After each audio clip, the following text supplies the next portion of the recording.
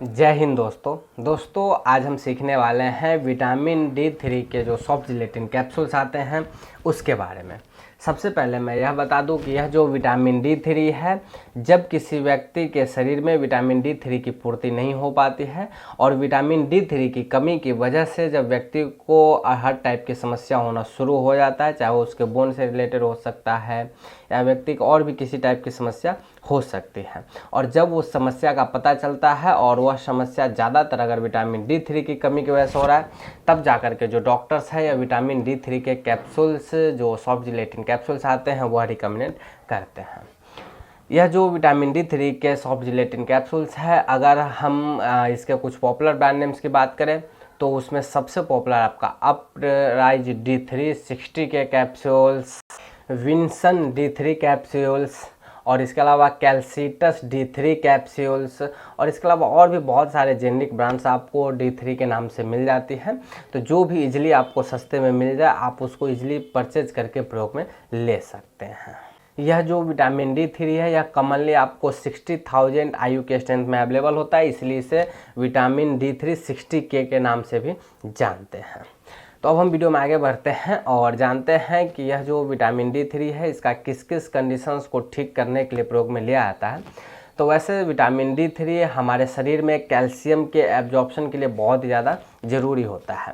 तो जब कोई व्यक्ति जिसके शरीर में कैल्शियम का एब्जॉर्प्शन नहीं हो पाता है तो वैसे व्यक्तियों को जो डॉक्टर्स हैं वह विटामिन D3 के कैप्सूल्स रिकमेंड करते हैं। तो इसका सबसे पहला प्रयोग, यदि कोई व्यक्ति जिसको ऑस्टियोपोरोसिस नाम की समस्या हो गई है, ऑस्टियोपोरोसिस बोन से जुड़ी हुई एक समस्या है जिसमें जो व्यक्ति का बोन है वो फ्रजाइल हो जाता है, या फिर हम यूँ कहें तो व्यक्ति के बॉडी में जो ऑस्टियोपोरोसिस से ग्रसित पेशेंट्स होते हैं, वैसे पेशेंट्स में कैल्शियम का एब्जॉर्प्शन नहीं हो पाता है, जिस वजह से व्यक्ति की बोन्स फ्रजाइल होती है और इजीली ब्रेकेबल हो जाती है, मतलब इजीली कहीं से टूट सकता है।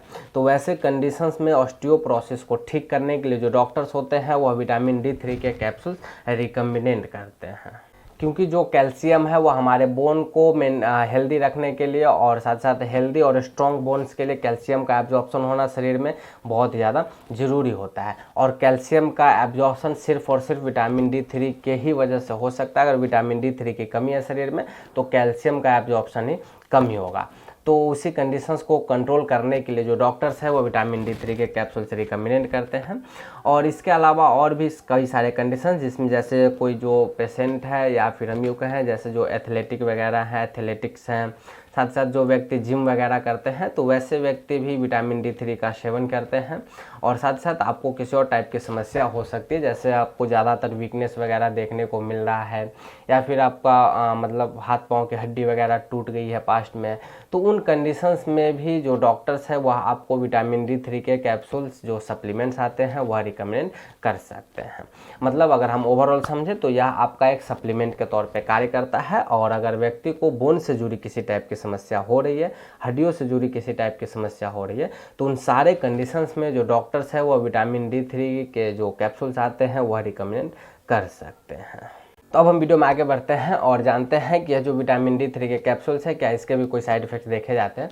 तो वैसे इस कैप्सूल्स के ज़्यादातर साइड इफेक्ट्स तो नहीं देखे गए हैं, बट हाँ अगर किसी को साइड इफेक्ट देखने को मिलता है तो हो सकता है थोड़ा दस्त वगैरह लग जाए या फिर व्यक्ति को स्टमक से रिलेटेड किसी टाइप की समस्या हो सकती है, बट ये भी रेयरली देखा जाता है। ज़्यादातर यह सारे एज ग्रुप के लिए सेफ होता है।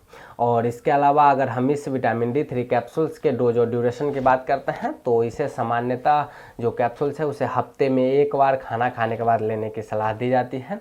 मतलब महीने में ज़्यादा से ज़्यादा 4 कैप्सूल्स ही लेने की सलाह दी जाती है, इससे ज़्यादा लेने की सलाह नहीं दी जाती है। और अब भी अगर आप इसका सेवन करते हैं तो हफ्ते में 1 कैप्सूल सिंगल डे, चाहे कोई भी एक दिन निर्धारित करके आप उसी दिन इस कैप्सूल्स को प्रयोग में ले सकते हैं। आप चाहे तो इस कैप्सूल्स को दूध के साथ प्रयोग में ले सकते हैं या फिर आप पानी के साथ बिजली प्रयोग में ले सकते हैं। तो अगर आप इसका सेवन 1 से 2 महीने करते हैं तो आपको बेहतरीन रिजल्ट देखने को मिलेगा। और इसके अलावा वीडियो के लास्ट में मैं 2-4 पॉइंट्स और आपको बता दूं दोस्तों। तो यदि आपके शरीर में विटामिन D की डिफिशियंसी आ रही है तो आपको 2-3 चीज़ें और करनी चाहिए। जैसे व्यक्ति को हेल्दी डाइट लेना चाहिए जिसमें व्यक्ति ज़्यादा अंडे का सेवन कर सके, मशरूम, मिल्क, बटर, या फिर हम यूँ कहें तो फिश वगैरह, ऑयली फिश, तो इस सब का सेवन आप अधिक से अधिक करें। और साथ साथ आप कम से कम पर डे 30 से 35 मिनट धूप में ज़रूर गुजारें, ताकि जो विटामिन डी की डिफिशियंसी है वो धीरे धीरे आपके शरीर में पूर्ति हो जाए।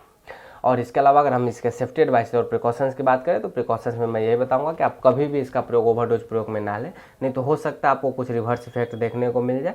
तो इसीलिए जो डोज आपको सजेस्ट किया गया है डॉक्टर द्वारा, उतना ही डोज आप इसका प्रयोग में लें। तो आई होप दोस्तों मैंने आपको संपूर्ण जानकारी दिया हो इस विटामिन D3 कैप्सूल्स के बारे में।